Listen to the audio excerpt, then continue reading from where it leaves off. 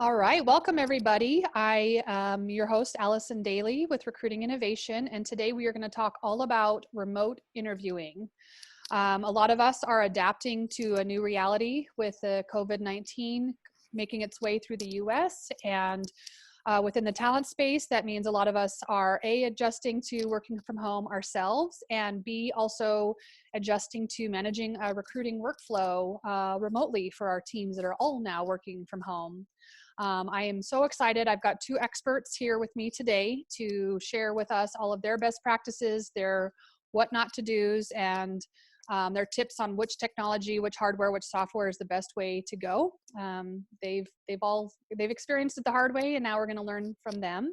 And we're also fortunate that we're going to have both a recruiting perspective, a recruiter's perspective, as well as a development manager's perspective on this process. So let me first introduce our guest. I have with me Chelsey Madsen. She is a senior tech recruiter over at Netlify. Did I pronounce that right? Yep. Excellent, excellent. And she herself has been remote for over 5 years and has managed recruiting processes for multiple companies now on the remote side of the world. I also have Chris Hough with me. Is it Hough or Ho? Oh, It's actually Hough, like H-U-F. Oh, Hough with a G-H. Okay. Yeah. Chris Hough, he is over at, sorry, move my slide. He's a senior software engineer and is an experienced dev manager. He's currently at Vinyl, based in Boulder. He himself is a remote work evangelist, and he's been living and breathing remote working and advocating for it for years. So we're in for an excellent discussion with both of these experts. Kind of the goals for the conversation today is we're going to walk through initially best practices around setting up remote interviews, how to facilitate them across the process, things, what not to do, so what mind traps to not fall into. We're going to walk through a little bit managing the hiring team, because we know as recruiters that is 80% of the interview process is herding cats and getting the feedback that we need. Also, we're going to be talking through prepping the candidate, because we want them, as always, to put the best foot forward. But for them, a lot of our candidates, this remote interview stuff will be new too. And so helping to make sure that they are feeling comfortable, letting their light shine, and being as best prepared as possible. And then last, we're going to also just get some tips on how to best transition ourselves to working from home, both for ourselves and then to help our team as well in this kind of world of uncertainty, which is COVID-19 right now. So without further ado, I think maybe it might be fun to just sort of get a bird's eye view into the workflow that you both follow within the interview space. So maybe Chelsey, can you kind of walk us through how you facilitate the online remote interview process at Netlify? Yeah, you bet. And I think we're also very lucky during this time that we're accustomed to remote interviews. We default to Zoom for almost all of our interviews. We're well over half of our employees are remote at this point too. So I think we're very lucky from that standpoint. But when it comes to our structure, I know we use Greenhouse as our ATS, which is wonderful. That really helps with just kind of managing all of the flow from candidate feedback to making sure that we're consistent in a lot of our processes.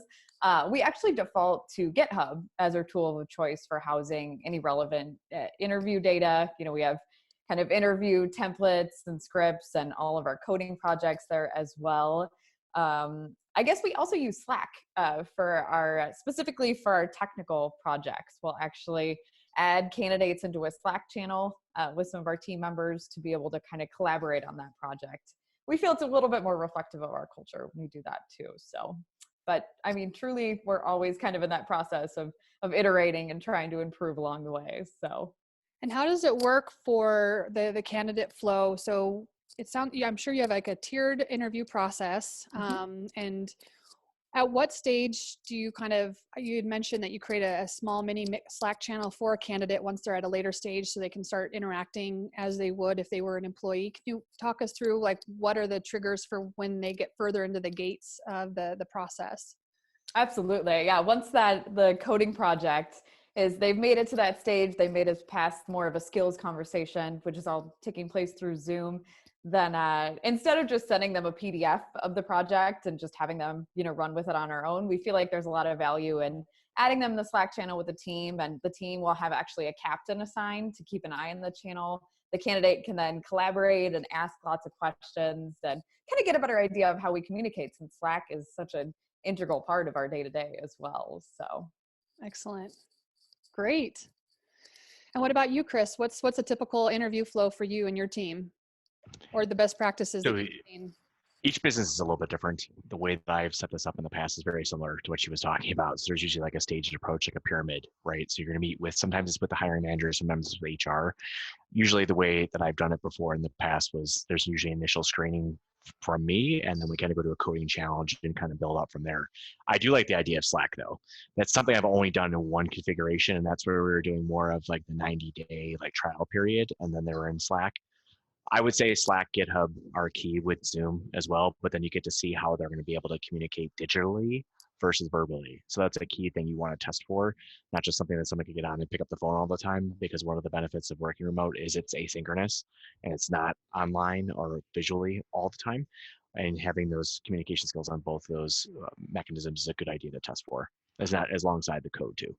Okay. And what has been your experience with sort of making sure that, that for both of you, I'm curious, like, talked about some of the tools that you used. What have you used that didn't work well, or what are some of the things that people should be aware of that there are better ways of doing it than maybe the first time you've used a certain way that didn't work out? From my perspective on this, I think Zoom is the best one. The other ones, like if I get a Hangout link to me, like Google Hangouts, that's like the Hotmail of today. Like it's just Don't like do I don't understand what you're doing. So it's not to say that I won't join it, but usually I'll immediately send a reply and say, hey, go on my personally paid Zoom account if I have to.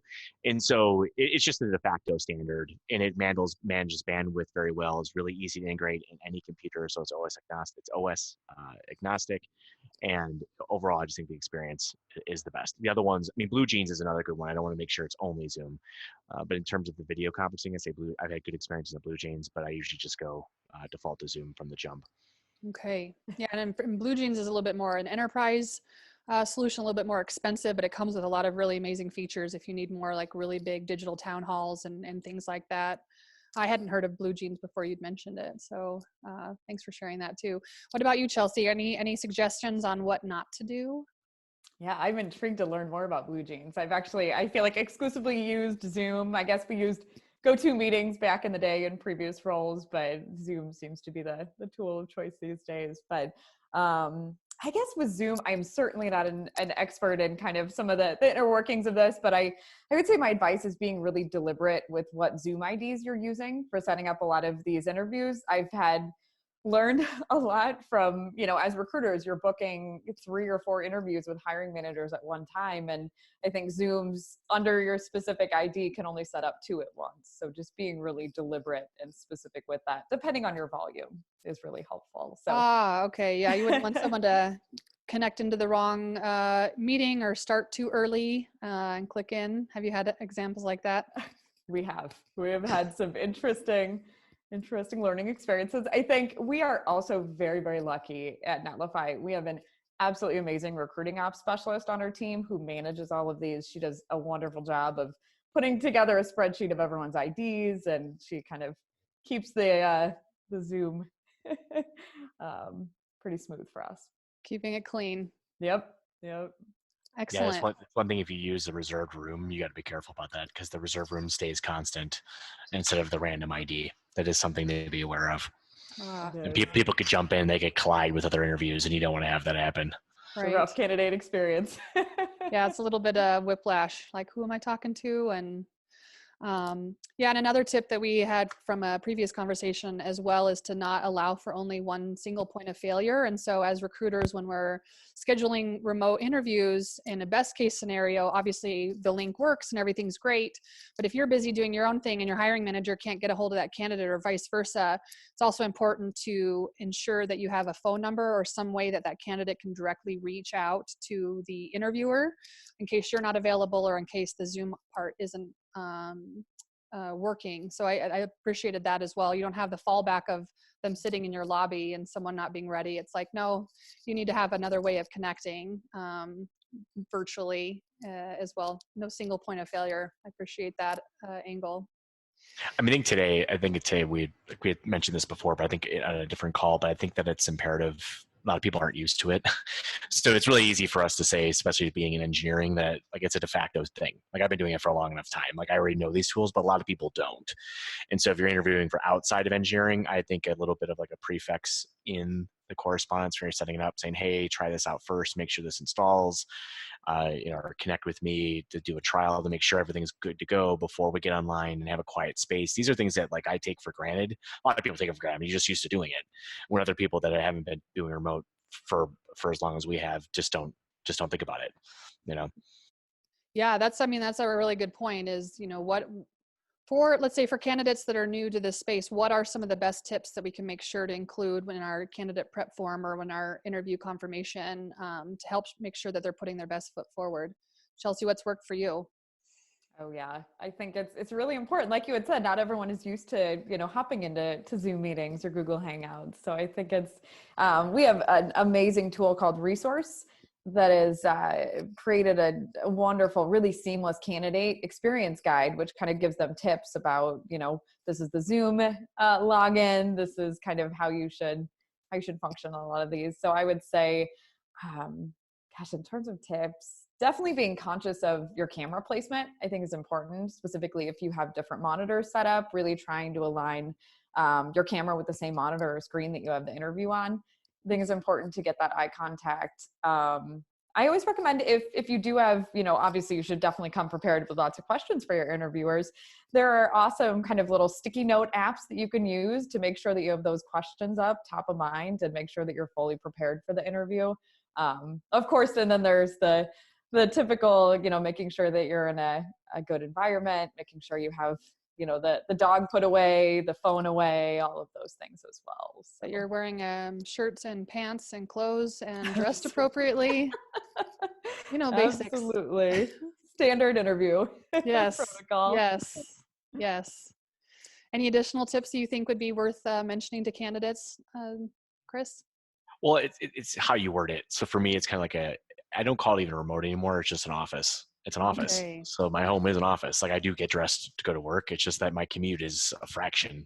Well, now everyone's kind of got the same commute, but I think that, before that's keeping that psychological text. We'll talk a little bit more about this later in the call, but having an office and treating it like an office. I would never take an interview myself, or I would never have an interview from a coffee shop.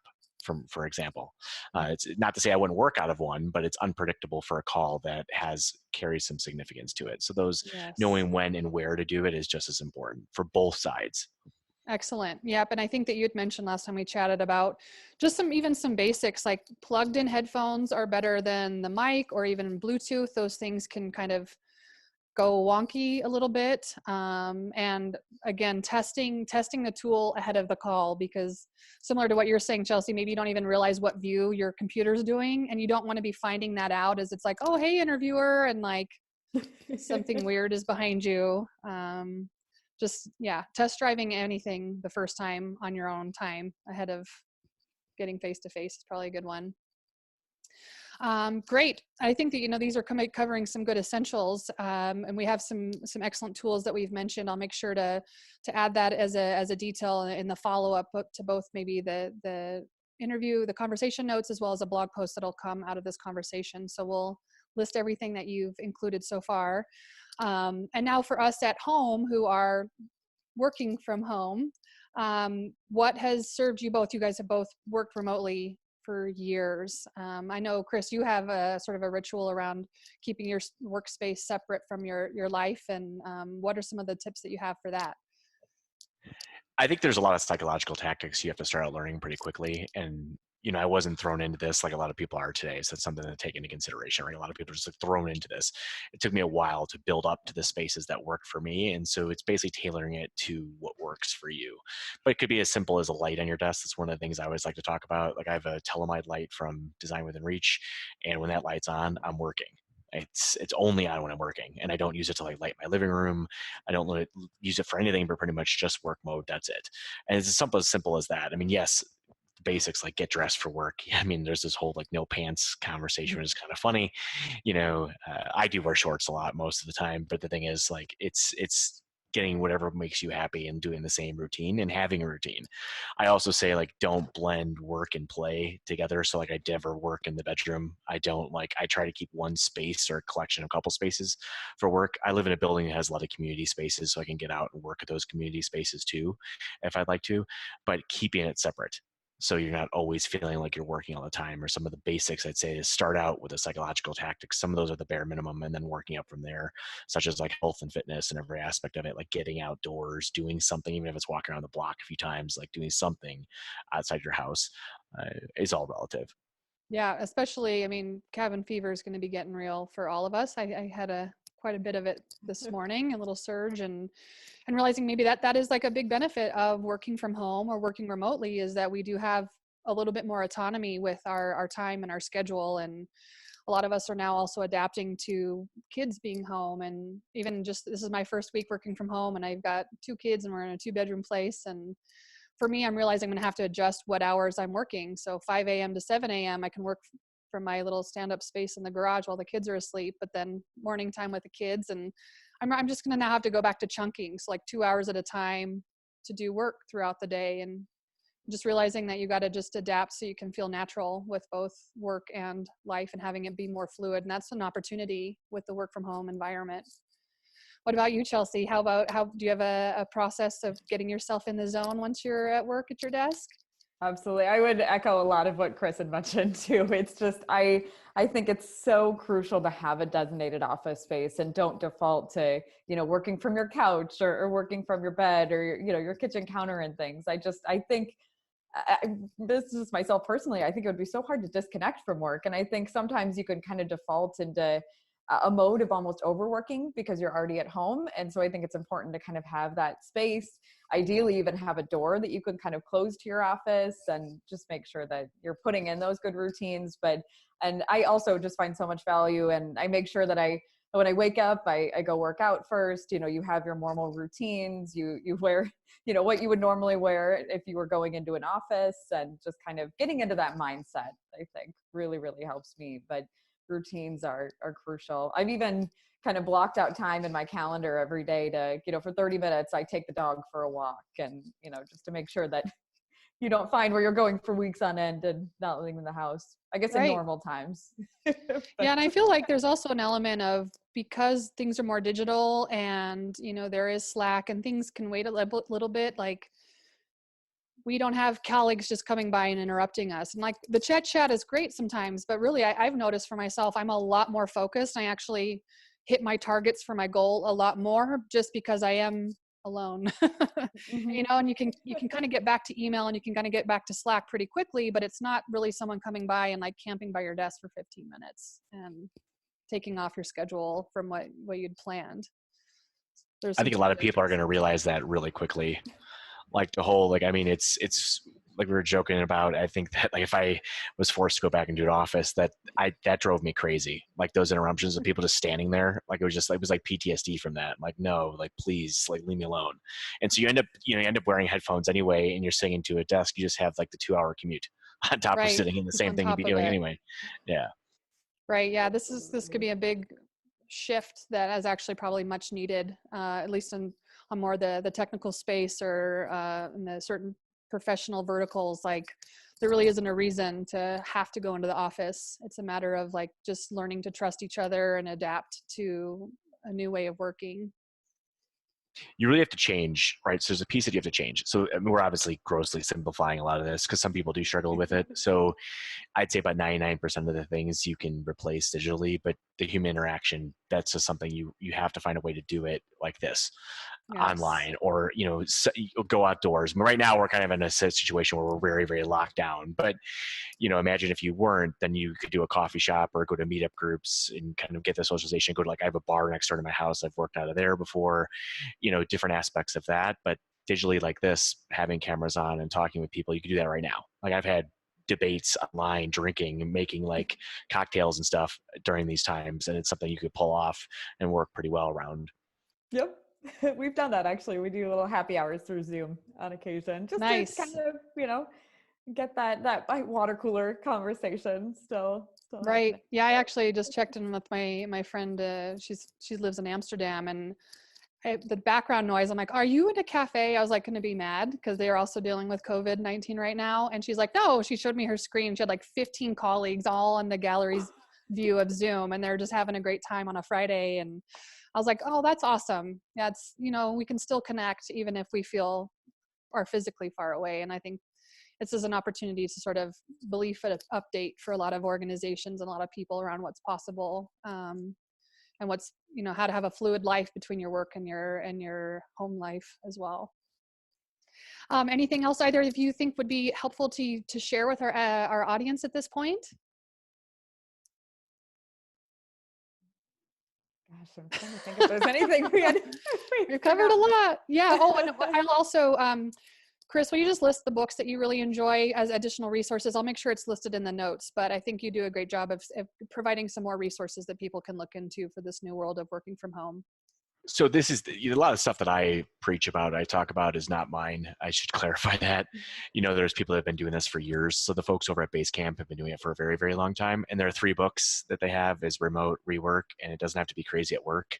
Those you can start with remote. That would be the first one. I mean, you can read these pretty quickly, but the point about it is a lot of industries, especially in technology, are derived from those methodologies. Like you can literally take it off the shelf and copy the whole thing almost verbatim for your organization. Past that point, a lot of those things you have to tailor to yourself, like what works for you, what works for your family. One of the things I was going to mention as you're talking about kids, my friends used to do this. They had whiteboards on their doors, and they would use a symbol, whether it's like a whiteboard or you use like a towel or whatever, something that says, mom or dad or whatever is not like in the session, like in that room, don't go in there, knock on the door, right? The other thing you could do too with Zoom, and I know you can do this with Teams, actually not Teams, I can't remember the other, like Blue Jeans I think does it too, where you could translate your background. And so like there's that famous story of the kid walking in on the newscaster, which is pretty hilarious. Yes. I mean, you could do that as well if you're worried about it, but most of the times people just leave their regular backgrounds on like we're doing, and so my couch is coming, by the way. I finally got it. So it's supposed to come next week after being here without one for like 3 months. It sucks. So it's kind of funny, but. Well, and I'm my one clean spot is in front of my garage door. So we're working with that, and adaption, it works. We're in this together. Absolutely.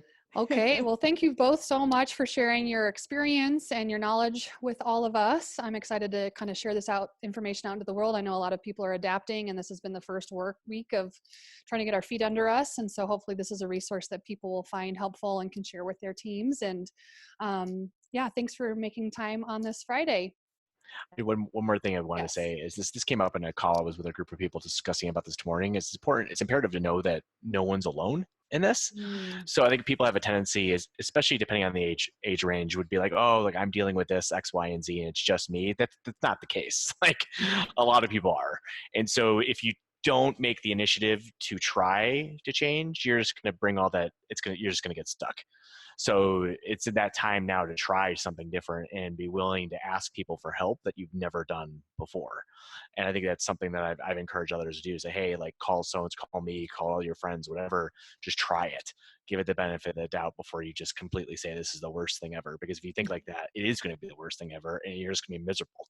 So that's one thing I just forgot to add earlier. That is a really good point. Yeah, we're in this together, and it's an opportunity to try some new things, and just trying to carry over a different environment into this new environment isn't going to work. And so what comes over and what's new, and let that be the new normal for a while. Try that out.